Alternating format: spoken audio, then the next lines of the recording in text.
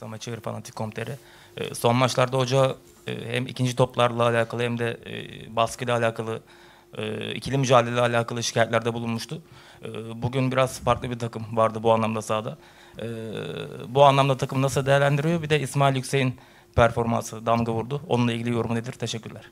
So in the last games, you were complaining after the games. You were complaining about the second balls, duels, and the pressure. But today the team seemed to be different, was better. So how would you comment on this? And what do you think about İsmail Yüksek's individual performance? Yeah, it's true. If you see the last games, we suffered long balls. But when you lose a game, not everything is bad. And if you win a game, not everything is fantastic. Even if tonight a lot of things were really good, but if you look at the end of the first half, long balls, they bring us in dangerous situations, so we suffer. We still suffer that.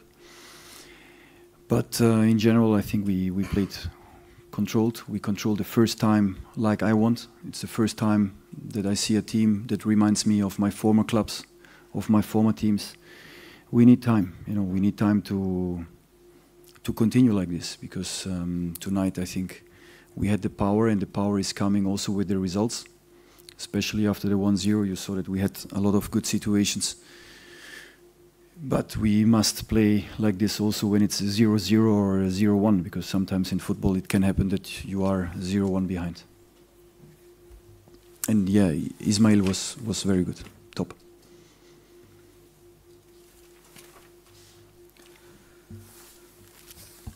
Bu doğru. Son maçlarda uzun toplarda çok fazla sıkıntı yaşadık ama şöyle de bir durum var. Kaybettiğiniz maçlarda her şey de kötü değildir ya da kazandığınız maçlarda her şey harika değildir. Bugün de evet takım çok fazla iyi şey yaptı ama ilk yarının sonuna baktığımız zaman uzun toplardan rakibimiz tehlike üretti. Bizler de sıkıntı yaşadık ama genel olarak oyunu iyi kontrol ettiğimizi düşünüyorum. İlk defa İstediğim şekilde oyunu kontrol edebildik. Bana eski çalıştığım takımları hatırlattı.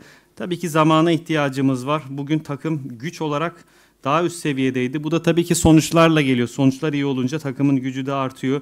Ki 1-0'dan sonra da gördük, çok fazla pozisyona girdik. Ama bu oyunu 0-0 iken veya 0-1 iken, yani gerideyken de oynamamız gerekiyor. Çünkü futbolda 1-0 geriye düşebiliyorsunuz. İsmail çok iyi bir performans sergiledi. Çok üst düzeydi. Evrim Bey. İyi akşamlar. Devrim Zengi, Beyaz TV. Sayın hocamızı bir önceki yönetim göreve getirdi. Yeni gelen başkan, yeni yönetim kendisiyle konuştu. Bu basına da yansıdı. Neler konuştular, eğer anlatabilirse ya da bununla ilgili bir şey söylemek ister mi? Bir de bazı teknik direktörlerin adı geçiyor Domenico Tedesco yerine. Bununla ilgili bir rahatsızlık duyuyor mu? Buradan Fenerbahçe taraftarına, camiaya bir şey söylemek ister mi? Teşekkürler. So you took over when the former president was here, but then the president has changed, and we know that you spoke with the new president. If it's not special, can you share with us what kind of things you spoke to him? And the second question is that some coaches are being mentioned with our club. They are linked with our club. Does it disturb you? No, it's not disturbing, because when you sign for, let's say, a big club like Fener, you have the full package, the all-inclusive package. I just can pick the positive things out of a club, the emotions, the stadium, the players. I also have to take the negative things. So it's not that I'm doing this job since yesterday. I face this kind of situations, unfortunately, a few times, because you should know in Belgium I had, I think, 4 CEOs in 2 years. In Russia I had 3 sport directors, 4 CEOs in 2 years. So it's something that in football can happen, Of course, what we speak inside Fener stays inside the family. But my first impression is very positive. The president is trying to help where he can. And that's important because, of course, we are all human beings and we need the support from wherever we can get it, to improve the team, to perform, and I have a good feeling.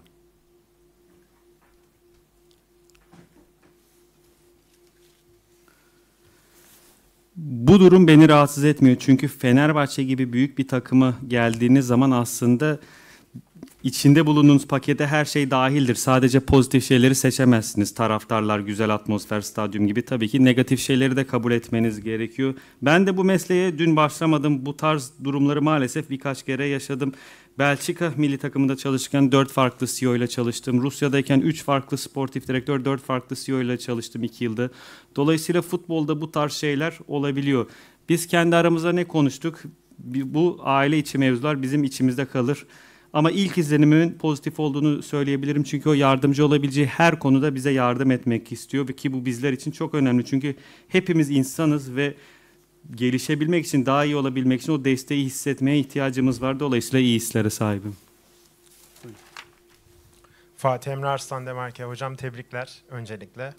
Ben de yönetimle ilgili bir soru sormak istiyorum size. Sayın Saran göreve gelmeden önce de sonra da hep motivasyondan ve birliktelikten bahsetti bu süreçte. Göreve gelişi sonrası bu anlamda size ve takıma nasıl bir yansıması oldu? Bunu merak ediyorum. So first of all, congratulations for the win. Before Saadettin Saran was elected and also after being elected, he always mentioned the importance of togetherness and motivation. He also mentioned those things, the importance of those things after being elected. So how did it reflect on the team, this change in his speeches?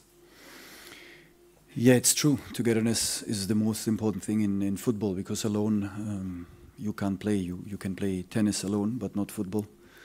That's why we always need this kind of togetherness, of unity. And of course today I think the team showed, especially during the situation of the penalty. I really appreciate the way the team helped each other, helped one of our players, of their teammate. I think that's very important for me. That's very important. And yes, the president, I think he told the same things to the team also.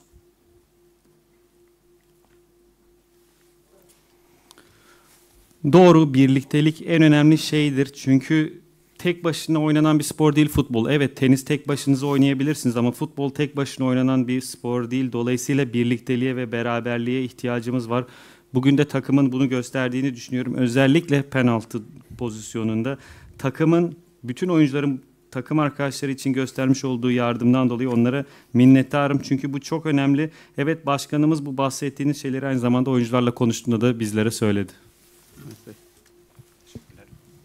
Mehmet Altunuşuk, Haber Global. Tebrik ederim öncelikle galibiyet için. Bugün oynanan futbolda hücum futbolunu yeterli buldunuz mu? Yani yapılan hücumu yeterli buldunuz mu? Bir de maça çıkmadan önce mesela kafanızdaki o hücum setlerinin, tahtaya yazdığınız hücum setlerinin kaçını sahada görebildiniz?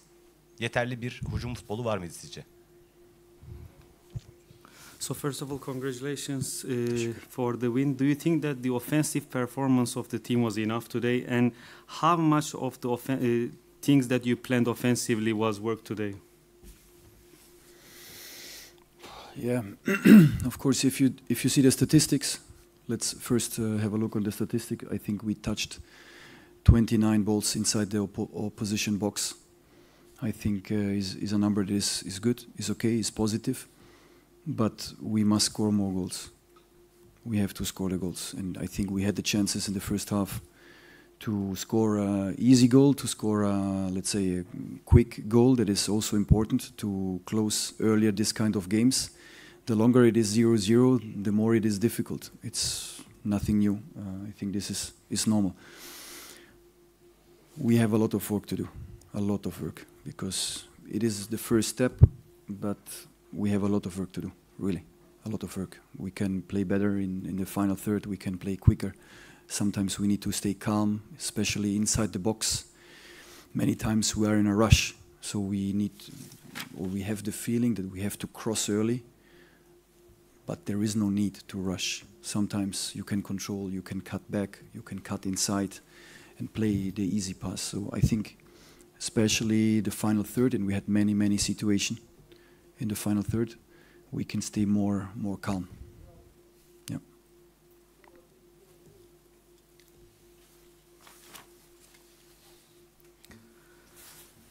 Tabii ki istatistiklere baktığımız zaman bugün rakip ceza sahasında 29 kere topla buluştuk. Bu iyi bir sayı, pozitif bir şey bizler için ama daha fazla gol atmamız gerekiyor.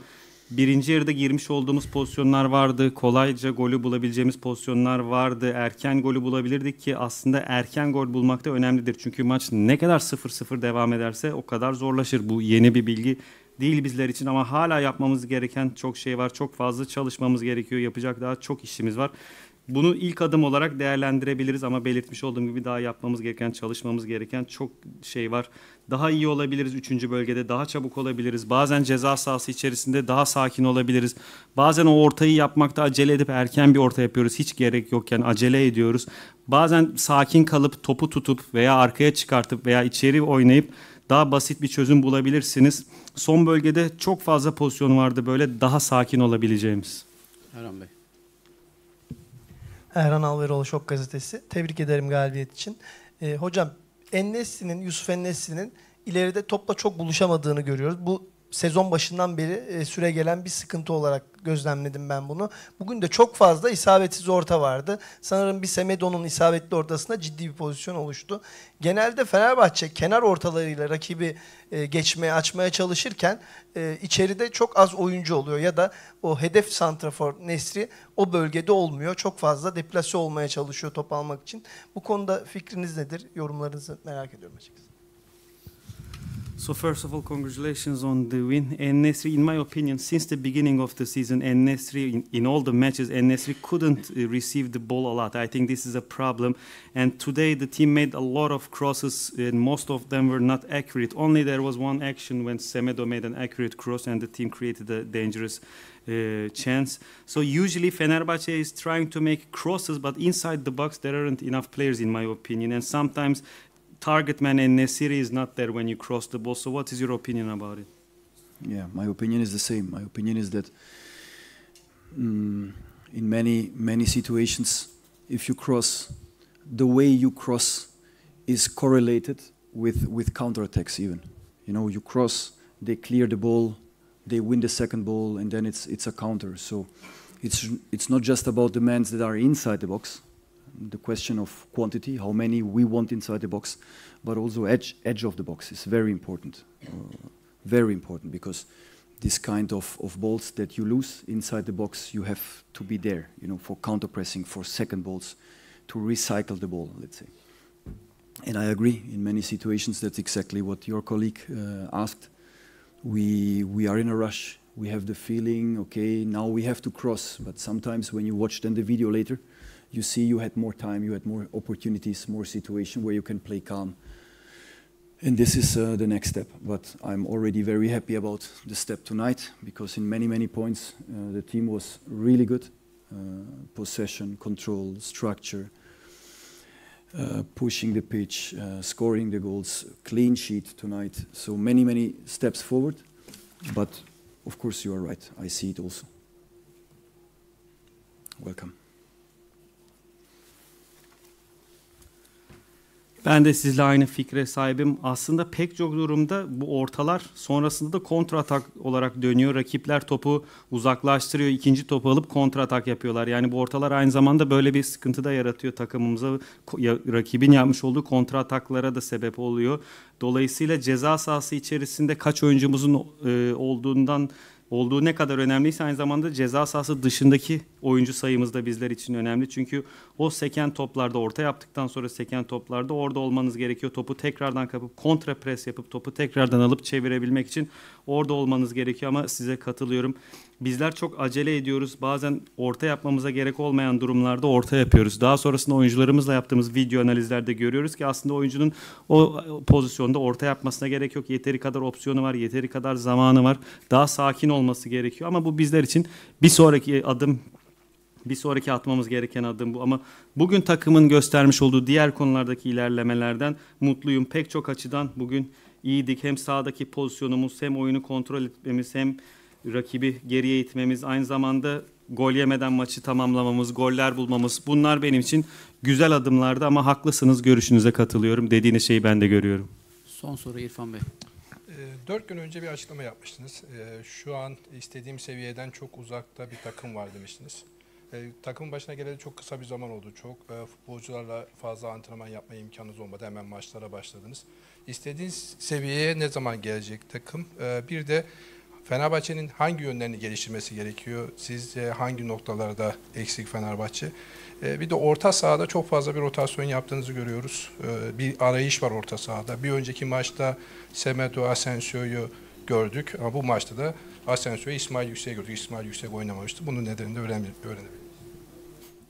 So 4 days ago, you had a statement. You said that the team is still far away from the level that you wanted.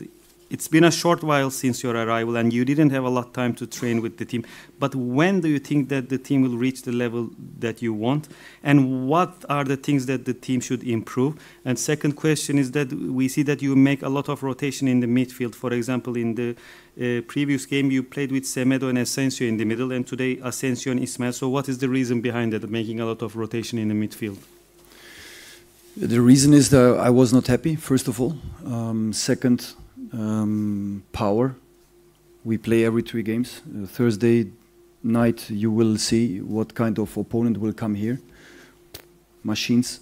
So we need freshness. You know, we need freshness. We need power, and we need condition. And this is what we get from game to game to game to game. Then we get strong. You know, we must play games because we have some players.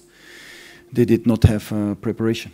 You know, they did not have a preparation, but this is something we must get. You know, the power we must get from game to game.